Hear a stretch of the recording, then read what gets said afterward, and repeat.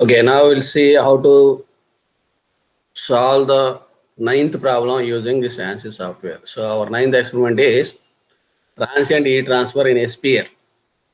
So coming to the problem description, a copper sphere of 4 mm diameter initially at 600 degrees centigrade is exposed to air at 100 degrees centigrade with a convective heat transfer coefficient of 15 watt per meter square degree centigrade.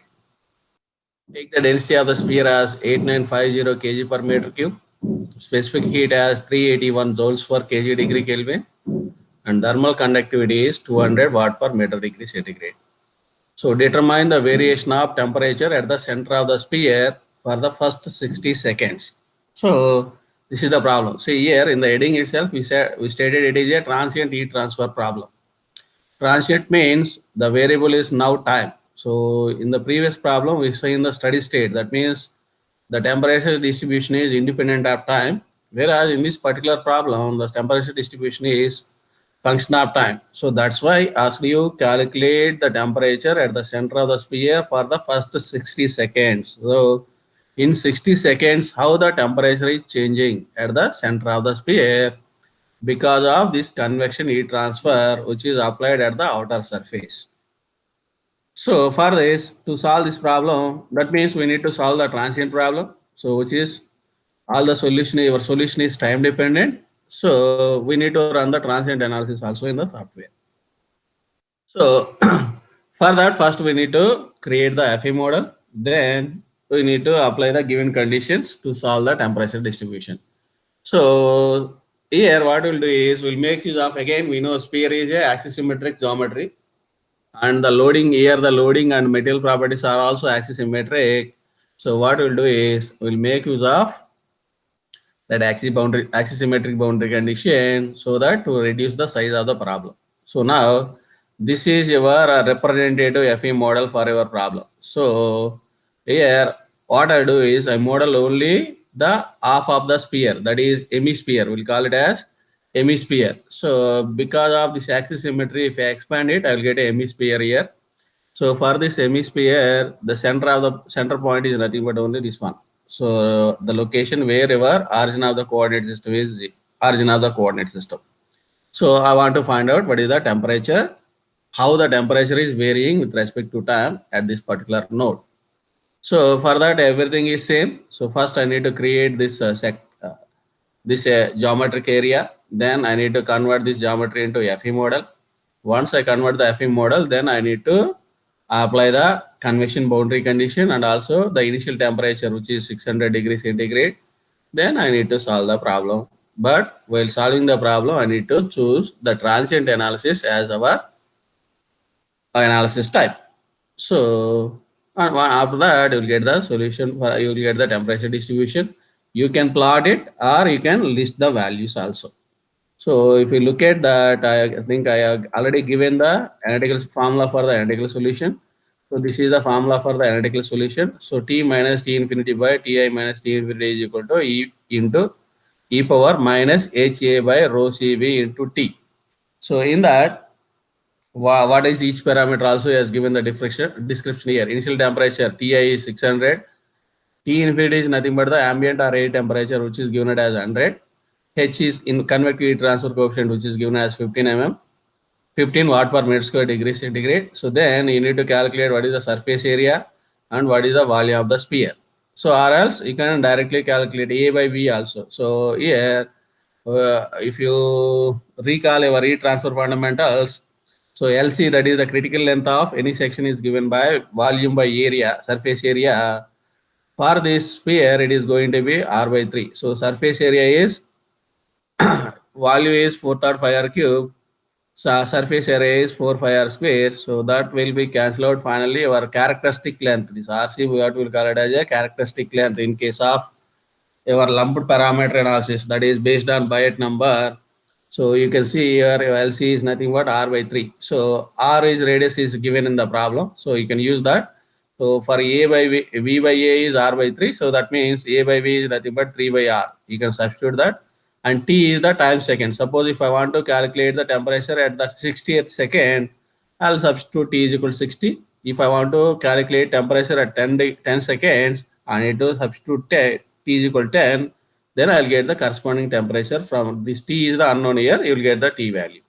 So like that, I'll calculate temperature at different time points using this analytical formula also.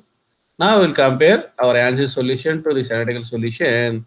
For that, here he has given 1 to 60. So at what is the a time point? These are the different time points. So we want to capture what is the temperature at 1 second, 10 second, 20, 30, 40, 50 and 60 seconds. And similarly, using this analytical formula, you need to calculate what is the analytical solution. Then from this to comparing these two solutions, you can find out what is the percentage of error also. So once you done that, so okay, if you want, you can plot the temperature distribution also. Then finally, you have a discussion on results. So now we'll see how we can solve this problem in the ANSYS also. I'll show it to you so that you can practice that. So for that, first we need to define the element type. The element type is going to be again plane 77 only for this problem. But only thing is we need to use axis symmetric option. I think in the previous problem also we use the same thing. So same thing you can do it here. So radius of the sphere here, remember he has given the diameter, but we need to convert this one into radius, and also that should be in meters because every other unit is in meters. If you take a heat transfer coefficient, thermal conductivity, specific heat, everything is in meters. Density is also in meter cube. So convert this diameter or radius also in meters. So then you do it. So for that, what I'll do is first to create this geometry, I'll create three key points. One is at the origin 0, 0, then this key point at this location and at this location. See here, this is nothing but our radius of the sphere. So the key point for this key point, the coordinate is radius only. So that is x coordinate is 2e minus 3. Then for this x is 0, but y is equal to the radius of the sphere, which is 2e minus 3. So using that, I can create the three key points. Then I'll join these two by this key point and this key point by straight line, and even this one straight line. Then I'll take a arc for this. So this will be created. Three lines will be created. Using those lines, I'll create the area. Once I create the area, then I'll mesh it. So then I'll apply the loads and boundary conditions. Okay. So now we'll move to the software. I'll show you how to solve this in the software.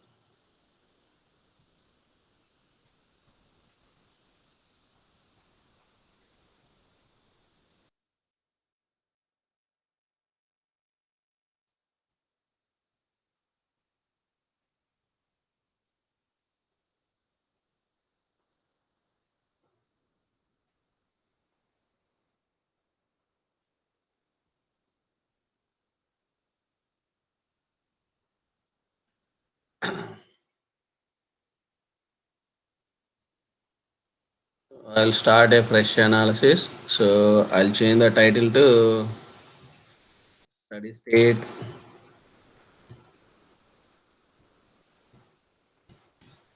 heat transfer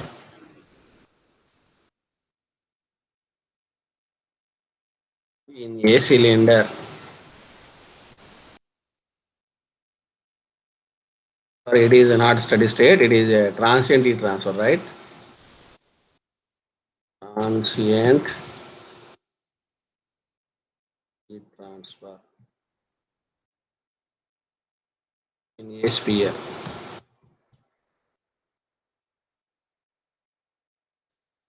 Okay, so just since our problem is a thermal problem, temperature distribution, I'll select in the preferences, I'll select thermal as my preference. Then we'll select the element type as plane 77. Go for adding the element, click on solid here. So 8 node 77. In the options, you need to select that axis symmetric behavior. So select axis symmetric here. Click OK. Then close this. Then you need to define the material properties. So click on material models. Here you need to define three material properties. That is conductivity first, which is given as 200 watt per meter degree centigrade. Okay, you'll give it that one. Then specific heat, C has given it as 381 joules per kg degree Kelvin. So that also you need to input. Similarly, density. So what is the density as given?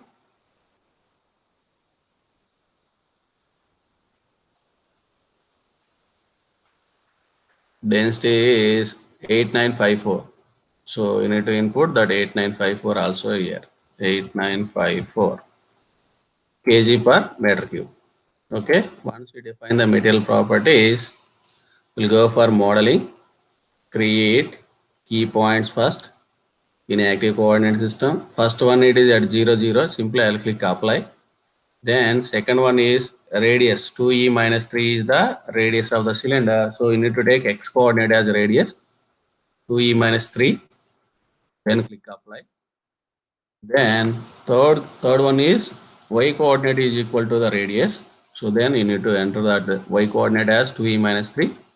Then click OK. So like this, you will create the 3 key points. Then we'll join these key points by straight line. So go for lines, straight line, select 1 and 2 and 1 and 3 to create 2 straight lines. Then 2 and 3 are joined by a arc. So then go for arcs.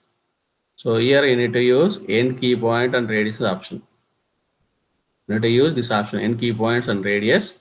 Select the end key points first. That is either 2 and 3 or 3 and 2. In any order you can select. Click OK. Then it will ask for select the where is the center of the arc. So you need to select 1. Then click OK. So then it is asking for radius of the arc, which is 2e minus 3. Okay, your arc will be created like this. So now using these two straight lines and this arc, I'll create the area. So for that, I need to go for areas. Then I'll use arbitrary option through by lines. So we need to select 3 lines in any order. It doesn't matter order of selection. So now this area will be created. So now we need to convert this geometric area into FE model. So for that, you go for meshing tool or mesh tool. So first you need to specify how many number of divisions you have. So I'll specify the number of divisions for each line. So therefore for that you need to click on line set. Then I'll pick all the lines at a time. So use pick all. Let us say number of divisions, I'll take them as 40.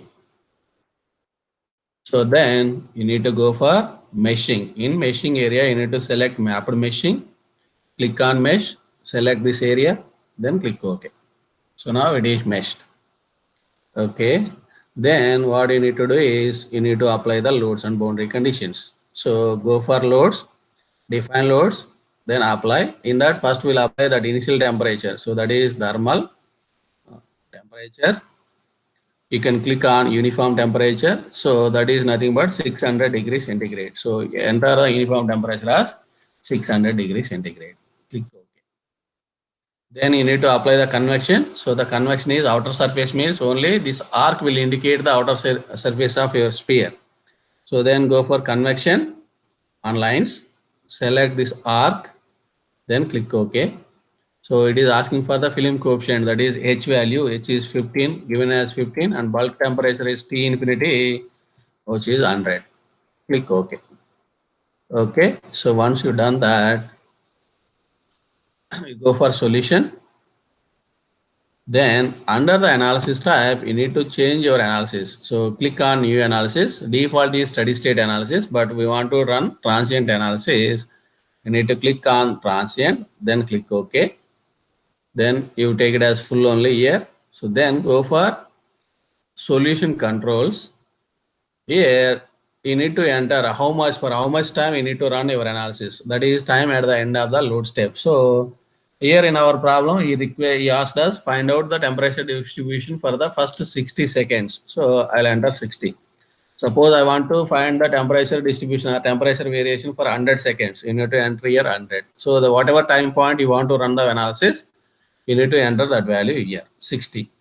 Then again, in that 60 seconds, suppose I want to have solution for every 10 seconds. So that means I need to divide the solution into 6 steps. So 60 seconds, every 10 mm I required, every 10 seconds I require the solution, means here I need to enter the number of steps as 6. And like that I can input it here, but only thing what I do is here I'll give number of substeps as 60. That means I'm solving the solution for every 1 second. That means I'll get the temperature for every 1 second, even though I'm note it down for the every 10 seconds. So I'll evaluate or I'll calculate for every second, but only thing is selectively I will take the result. So here for maximum minimum also you need to input 60.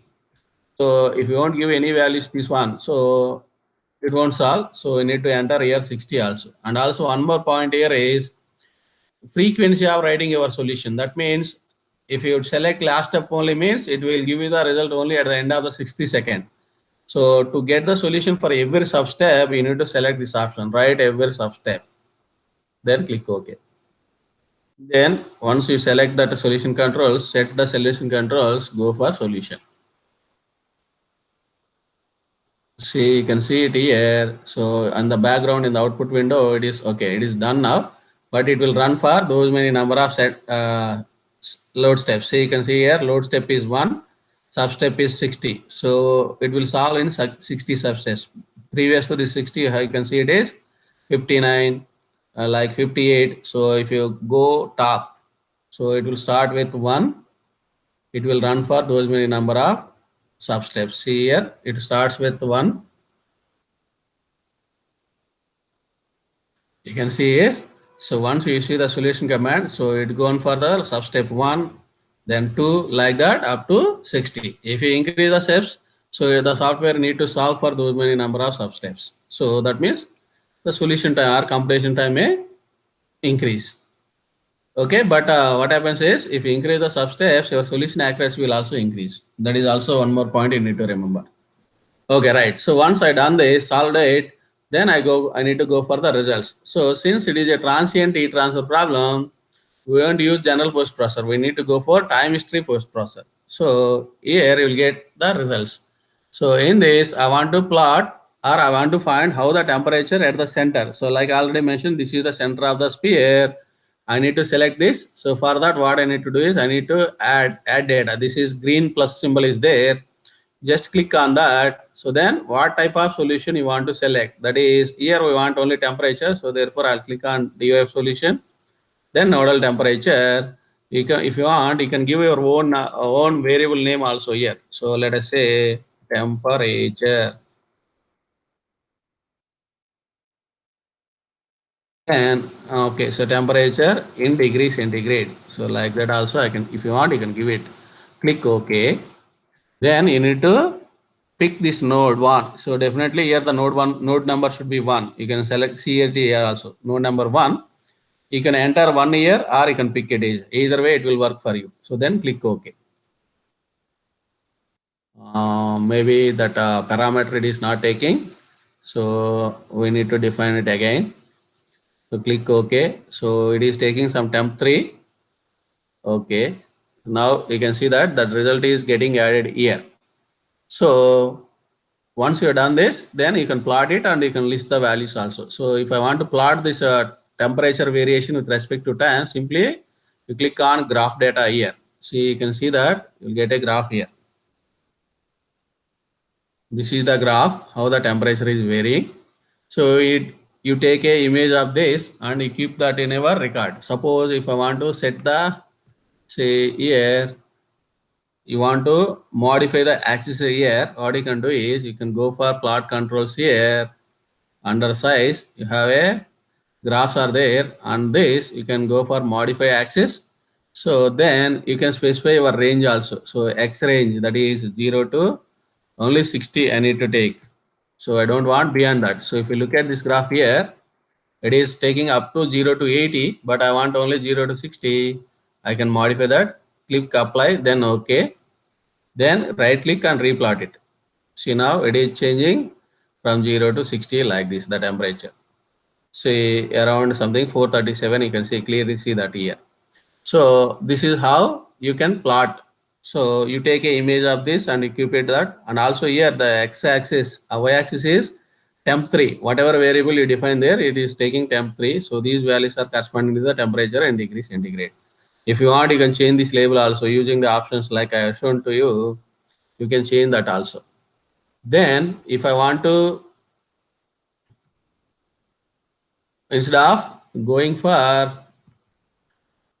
listing, plotting, I can list it also. So click on this temperature, then after graph data, you have an option for the list data also. So you can, if you click on that, it will list the solution for you. So that means at what time, what is the temperature. So now at 1 second, it is 596. Then at 10 second, it is 568. So like that, for every 1 second, you can see 1 to up to 60. For every second, you will get the data here. So now from our results table, we want only at 1, 10, 20, 30, 40, 50, 60. So you pick the values from this file and you note it down in our record. Then compare the solution with the analytical solution so that our task will be completed. Okay. So this is how you can solve this particular problem.